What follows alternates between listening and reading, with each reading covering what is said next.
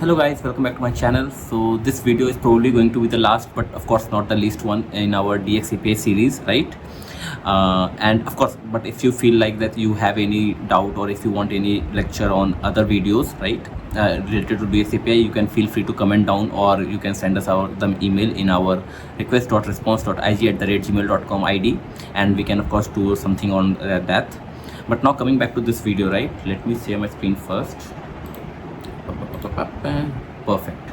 Now if you remember, like in our throughout the DXAPI series, I have been saying you that you would have seen, right, we weren't using any authentication, right? Let me open the service package for you. Okay, so if you remember, this was the service package which we were using for DXAPI, right? API wala. Perfect. Now over here, if you remember, we had kept this require authentication checkbox unchecked throughout our series, right? Now, and I was always saying that we would be using this authentication later on and all.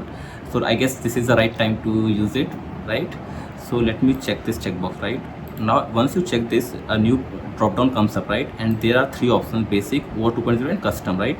So basic I'm not going to cover because it is kind of like normal credentials, user credentials you have to give to configure this. I will just show you once, right? I'll save this and open the Pega API page. Give me a moment. Perfect. Let us give it a moment to load.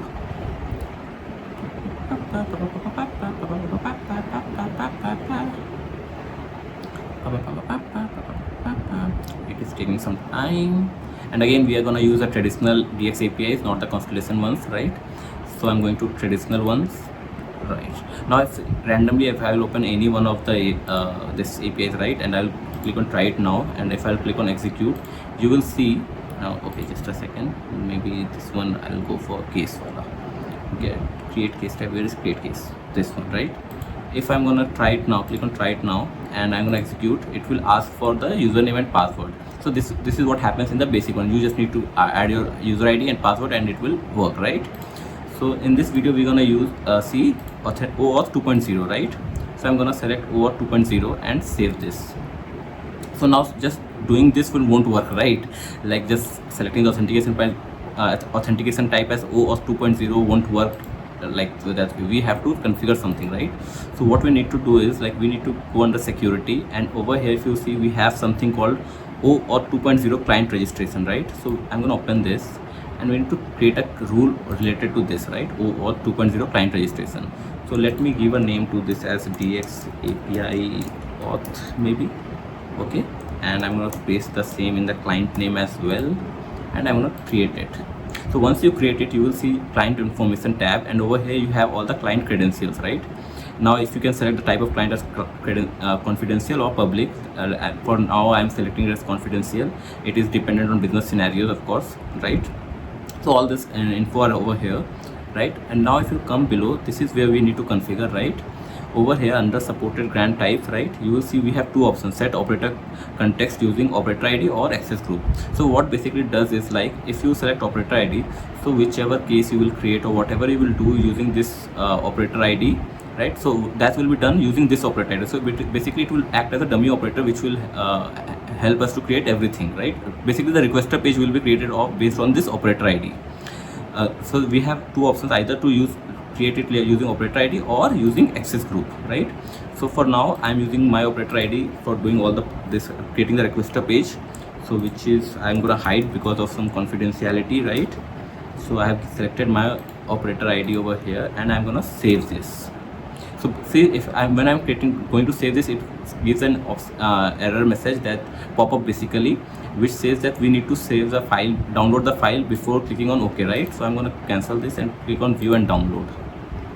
And we need to now, since I have saved it before downloading the file, it went off that option, right? So what I need to do is, like, I have to click on regenerate client secret.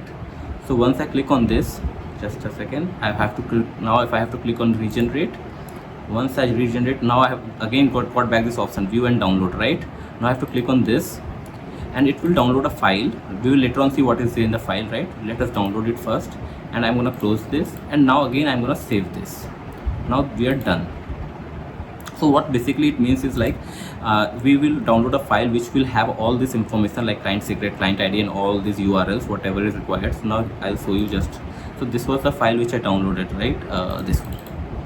This is the latest one, right? Yeah, perfect. Let me open this. So yep, if you see, this is the file which you downloaded, and this is the client ID. All the info are over here. Client ID. This is our client secret, and these are the different URLs whichever are required, so forth, right? So like if you want to generate a token, access a token, then you need to use this URL. If you want to want to do the authorization, then you need to use this URL, and so forth, so on, so forth, right? Perfect. So this is the file which you downloaded, and we have saved this rule. That's it. And again, I'm saying we have chosen operator ID over here, which is my operator ID. Now we are good. Now what we need to do is like we need to generate a token, right? So for now that I'm going to use my Postman.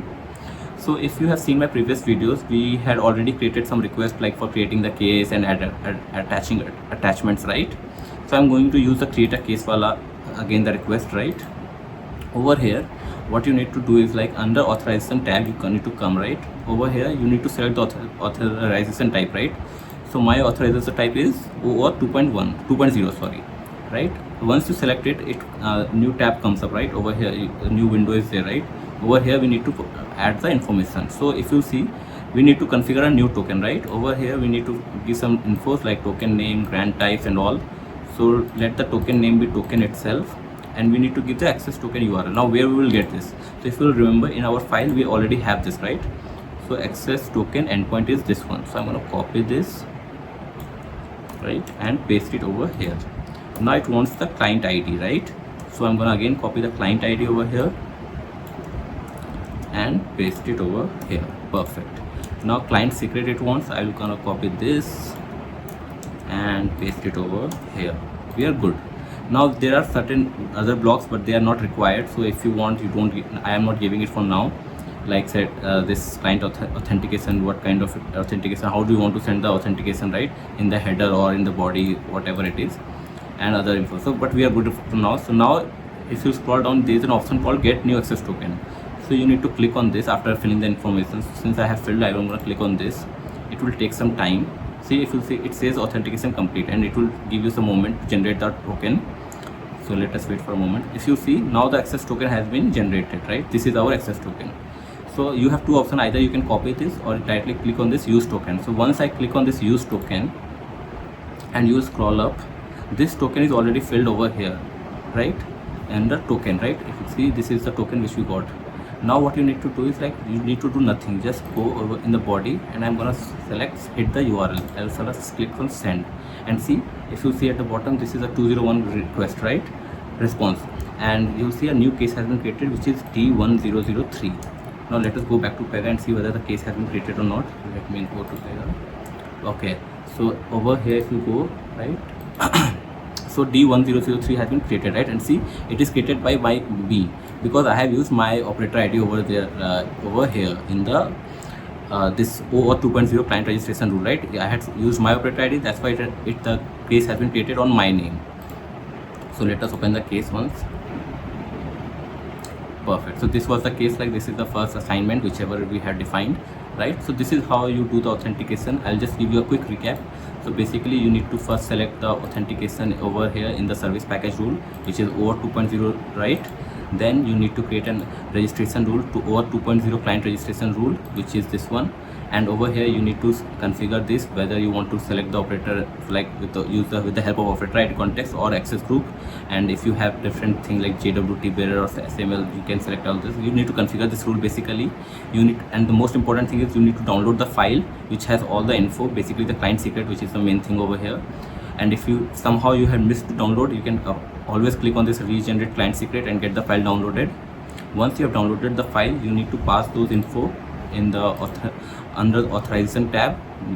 You will see all the options available like access token, URL, client ID, client secret. Once you have put all the info, you need to scroll down, click on get new access token, and the new token will be generated. Like if I click on again, right, a new token will be generated. Perfect. And this token you can use to authenticate yourself. So this is how you do authentication 2.0 in Pega using DXAPI, right? So I hope this comes useful to you. Let us meet on next video.